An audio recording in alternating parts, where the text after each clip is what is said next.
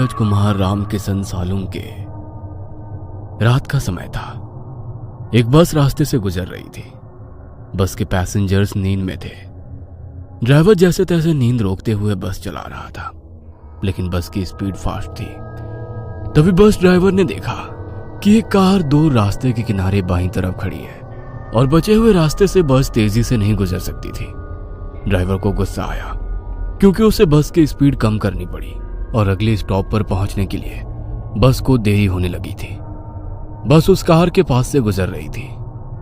Driver को लग रहा था कि वो चिल्लाकर कार ड्राइवर को गाली दे, क्योंकि उसने कार किनारे से थोड़ी दूर रास्ते पर लगाई थी, लेकिन फिर भी जोर से हॉर्न मारकर मन ही मन गाली देते हुए ड्राइवर बस आगे ले आया। ड्राइवर तेजी से बस चलाने लगा। कुछ आधे घंटे बाद बस जंगल के रास्ते तक पहुंची। तभी ड्राइवर ने देखा कि एक आदमी रास्ते के बीचों बीच से भाग रहा है। उसकी पीठ पर एक बैग थी। ड्राइवर जोर जोर से हॉर्न मारने लगा ताकि वो आदमी रास्ते के बाजू हट जाए, लेकिन हॉर्न की आवाज सुन वो रुक गया और पलटकर बस को रोकने के लिए चिल्लाते हुए दोनों हाथ उठाकर हिलाने लगा। ड्राइवर को लगा कि वो आदमी मुसीबत में होगा, इसलिए उसने बस रोक दी। बस रोकते ही कंडक्टर ने बस का दरवाजा खोल दिया। वो आदमी हाँफते हुए बस में चढ़ गया और चिल्लाते हुए बोला, जल्दी बस भगाओ, भगाओ वरना वो आ जाएगी। बस रुकने के कारण और उस आदमी के चिल्लाने के कारण पैसेंजर्स नींद से जाग गए। ड्राइवर उस आदमी की तरफ मुड़कर देख रहा था। तभी वो आदमी फिर से चिल्लाया, अरे भगाओ वरना वो सब लोगों को मार डालेगी। ये सुन ड्राइवर के साथ साथ बस के सभी लोग घबरा गए और बस ड्राइवर ने वहां से बस भगाई। क्या हुआ भाई साहब, आप इतने डरे हुए क्यों हो और आप किसके बारे में बात कर रहे हैं? कौन आएगी? उस आदमी ने अपनी पीठ से बैग निकालकर नीचे उसके पैर के पास रखी और कंडक्टर के बगल में बैठ गया। वह पसीने से लथपथ हो गया था। उसका शर्ट फटा हुआ था और उसके शरीर पर कुछ जख्म भी थे जिसमें से खून बह रहा था। पैसेंजर्स उसे घूर रहे थे। कुछ लोग घबरा भी गए थे कि यह आदमी आखिर है कौन। आप कौन हो भाई और ऐसे क्यों भाग रहे हो और किससे भाग रहे हो? वैसे उस आदमी ने बताना शुरू कर दिया, मैं सत्या हूँ। मैं पीछे वाले कलहरी गांव के रेलवे स्टेशन पर चौकीदार का काम करता हूँ। मेरा कुछ 5-6 दिन पहले कलहरी रेलवे स्टेशन पर ड्यूटी लगा था। वैसे गांव छोटा होने के कारण स्टेशन भी छोटा था। वहां केवल एक ही प्लेटफॉर्म था। वहां के लोग रेलवे का कुछ बहुत कम ही इस्तेमाल करते थे, क्योंकि एक ट्रेन रात में 2 बजे आती है जो सीधे सोलापुर से होकर कन्याकुमारी की तरफ जाती है, और फिर वही ट्रेन दूसरे दिन सुबह 4 बजे वापस मुंबई की तरफ जाती है। दिन में बस 10-12 और कभी कभी तो 2-4 और कभी कभी तो रेलवे स्टेशन पर कोई पैसेंजर आता भी नहीं है। मैं वहां जाकर बहुत खुश था, क्योंकि पार्किंग में कभी कभार गाड़ियां रुकती थी। उसके बाद तो मैं प्लेटफॉर्म के एक बेंच पर जाकर सोता था। पहले 1-2 दिन तो सब कुछ नॉर्मल रहा, लेकिन तीसरे दिन अमावस की रात आई। मुझे घर से माँ और बीवी का फोन आया कि आज के दिन रात में ठीक से ड्यूटी करें और भगवान का नाम लेते हुए ड्यूटी करें और अंधेरे से दूर ही रहे। मैंने हाँ भरी। उस रात पूरा स्टेशन खाली था। मुझे हर रोज की तरह उस रोज भी कोई काम नहीं था। टिकट काउंटर पर बैठा सुरेश मोबाइल में घुसा पड़ा था। पैसेंजर्स नहीं आते, इसलिए स्टेशन पर कोई कैंटीन या ठेके वाला भी नहीं था।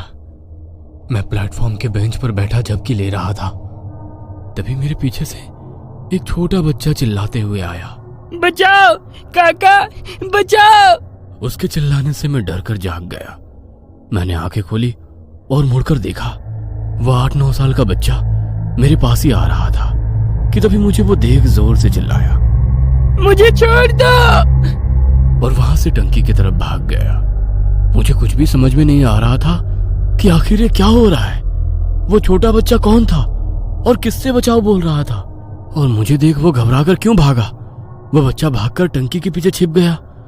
मैं चौकन्ना हो गया और अपने हाथ में लाठी उठाकर वो बच्चा जिस तरफ से आया था उस तरफ देखा, लेकिन वहां से कोई भी नहीं आया। कुछ देर उसी जगह पर ठहरा रहा। वह बच्चा उस टंकी के पीछे छुपकर जोर जोर से रो रहा था। मुझे उसकी चिंता सताने लगी, इसीलिए मैं टंकी के पास चला गया। टंकी के पीछे अंधेरे में वो छुपा हुआ था। मैंने टॉर्च चालू की और अंधेरे में टॉर्च की रोशनी में उस बच्चे को देखा और मेरे रोंगटे खड़े हो गए। क्योंकि वहां पर वो छोटा बच्चा तड़पते हुए पड़ा था। उसकी गर्दन किसी ने काट दी थी और उसका सर उसके कंधे पर गिरा पड़ा था। वो हाथ पांव हिलाते हुए तड़प रहा था। मैं डर गया और इधर उधर उस बच्चे पर हमला करने वाले को ढूंढने लगा और फिर वहां से पीछे हटते हुए टिकट काउंटर की तरफ भागा। सुरेश, सुरेश! मैं सुरेश के पास जाकर हाँफते हुए बोला, क्या हुआ? वहां पर टंकी के पीछे किसी ने छोटे बच्चे को गला काट कर मार डाला। क्या? हाँ, माँ कसम। रुक, बाहर आता हूँ। सुरेश ने कहा और वो टिकट काउंटर वाले रूम से बाहर आ गया। मैं उसे टंकी के पास तक ले गया। मेरी उसके पीछे जाकर उस बच्चे को देखने की हिम्मत नहीं हो रही थी, इसीलिए मैंने सुरेश को अकेले वहां जाने के लिए कहा। सुरेश घबराते हुए टंकी के पीछे गया। कुछ ही वक्त में वो टंकी के पीछे से बाहर आया और बोला, कहाँ है बच्चा? वही तो है, टंकी के पीछे खून से लथपथ पड़ा। उसकी गर्दन कट चुकी है और उसके कंधे पर पड़ी है। यहाँ कुछ भी नहीं है, आओ खुद आके देख लो। मैंने वहां जाकर देखा और मेरी आंखें फटी की फटी रह गई, क्योंकि वहां कोई भी बच्चा नहीं था, ना ही वहां कहीं खून की एक बूंद भी थी। वह देख मैं हक्का बक्का रह गया। अभी तो यही तड़प रहा था, अब कहाँ चला गया? तेरा कोई वहम होगा, जा किसी बेंच पर जाकर लेट जा। उसके दूसरे दिन रात में मैं रोज की तरह प्लेटफॉर्म पर टहल रहा था। आज प्लेटफॉर्म पर 2-3 पैसेंजर सामान के साथ दिखाई दे रहे थे। मैं प्लेटफॉर्म पर खड़ा था, तभी एक आदमी मेरे पास भागते हुए आया और बोला, भाई साहब, उस बेंच पर लेटा एक आदमी जोर जोर से रो रहा है। उसने चादर ओढ़ रखी है, ना जाने उसे क्या हो रहा है। यह सुन मुझे लगा कि शायद कोई गंभीर मामला है, इसलिए मैं भागते हुए उस आदमी के साथ बेंच के पास पहुंचा, जिस पर दूसरा आदमी चादर ओढ़े सोया था और वो रो रहा था। उसकी आवाज से वो कोई बूढ़ा आदमी लग रहा था। ओ चाचा, क्या हुआ? क्यों रो रहे हो? मैंने पूछा। मेरी आवाज सुन वो जोर से चीखा, मुझे छोड़ दो, मुझे छोड़ दो। क्या हुआ? अब रो क्यों रहे हो? मैंने पूछा, लेकिन वो केवल एक ही बात दोहरा रहा था, मुझे छोड़ दो, मुझे छोड़ दो। उसके ऐसे बर्ताव से मैं थोड़ा घबरा गया था। भाई साहब, आप चादर खींच के देखो, तभी पता चलेगा कि आखिर इसके साथ क्या हो रहा है। मेरे पास खड़े उस आदमी ने मुझसे कहा और फिर मैंने बेंच पर लेटे शख्स की ओढ़ी हुई चादर खींची और मेरी आंखें फटी की फटी रह गई। मेरे रोंगटे खड़े हो गए, क्योंकि बेंच पर एक बूढ़े आदमी का सर कटा शरीर था और बेंच पर खून फैला हुआ था। वो सर कटा शरीर कटे हुए गले से चिल्लाया। उसमें से कुछ खून की पिचकारियां उड़ी और फिर वो बेंच से उठकर उल्टे पैर दूर अंधेरे में भाग गया। ये देख मैंने अपनी पेंट में ही पेशाब कर दी। डर के मारे मेरे पसीने छूट गए। मैंने अभी अभी एक सर कटे हुए भूत को देखा था जो उल्टे पांव अंधेरे में भाग गया था। कुछ देर आंखें फाड़ कर देखने के बाद मैं अचानक से चिल्लाया, भूत! और मैं सीधा भागते हुए सुरेश के पास पहुंचा। भूत! भूत! मैं काउंटर पर खड़ा सुरेश से कहने लगा, क्या हुआ? कहाँ है भूत? उसने मुझसे पूछा। मैंने उस बेंच की तरफ उंगली करते हुए कहा, उस तरफ वो सर कटा था। वो उल्टे पैर अंधेरे में भाग गया। बेंच पर पूरा खून फैला हुआ है। क्या? रुक, अभी बाहर आता हूँ और देखता हूँ। और वो टिकट काउंटर रूम से बाहर आया और मैं उसे बेंच के पास ले गया और एक बार फिर मैं चौंक गया, क्योंकि अभी उस बेंच पर खून नहीं था। कहाँ है खून? यही था। पता नहीं कहाँ चला गया अचानक। क्या लगा रखा है? मुझे लगता है तुम्हें आराम की जरूरत है। मैं सच कह रहा हूँ यार, मुझ पर यकीन नहीं है। तो एक आदमी था मेरे साथ, मैंने उसे कहा और फिर पलटकर मैं प्लेटफॉर्म पर उस आदमी को ढूंढने लगा जो मुझे उस बेंच के पास लेकर गया था। वो दूर प्लेटफॉर्म पर बैठे नीचे पैर छोड़कर आराम से बैठा था। मैं सुरेश को उसके पास ले गया। भाई साहब, आप इनको बताइए, आप जिस रोते हुए आदमी के पास मुझे ले गए थे वो भूत था या नहीं? मैंने आपके कहने पर ही ओढ़ी हुई चादर खींची थी ना, और फिर वो सर कटा भूत अंधेरे में भाग गया था ना? मैंने उस आदमी से कहा। तब वो आदमी मेरी तरफ ही देखने लगा।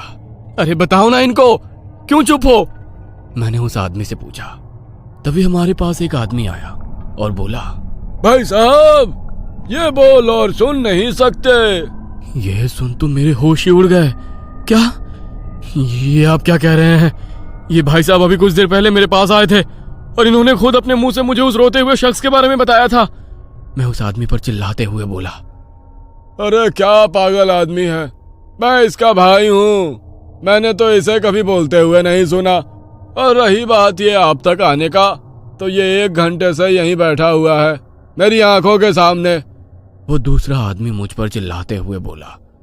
तभी सुरेश ने मेरे कंधे पर हाथ रखा और बोला, यहाँ से चल। और फिर वो मुझे टिकट काउंटर रूम में ले गया। उसने मुझे कुर्सी पर बैठाया और पानी पिलाया। देख भाई, मुझे पता नहीं तुम्हारे साथ क्या हो रहा है, लेकिन लगता है तुम्हारी नींद पूरी नहीं हुई है। तुम अपने कमरे में जाकर सो जाओ। मैं खुद हैरान हो गया था कि वो आदमी एकदम से मुड़कर क्यों गया। वह खुद मेरे पास आया था और मुझे उस रोते हुए आदमी के पास ले गया था। उसने ही मुझे चादर खींचने के लिए कहा था और फिर मुझे सरकटा भूत दिखा था। और फिर अचानक से वो बहरा और गूंगा कैसे हो गया। मुझे कुछ भी समझ में नहीं आ रहा था कि ये मेरे साथ क्या हो रहा है। मैं वहां से उठकर मेरे रूम में सोने चला गया।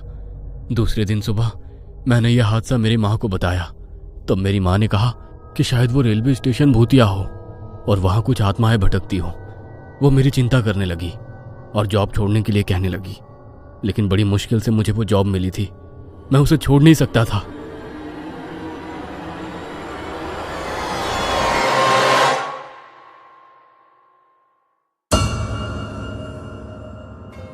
ये कहानी आपको अच्छी लगी हो तो हमें सब्सक्राइब करें, हमारा इंस्टाग्राम और फेसबुक पेज जरूर फॉलो करें। और हाँ दोस्तों, सब्सक्राइब करना भूलना मत।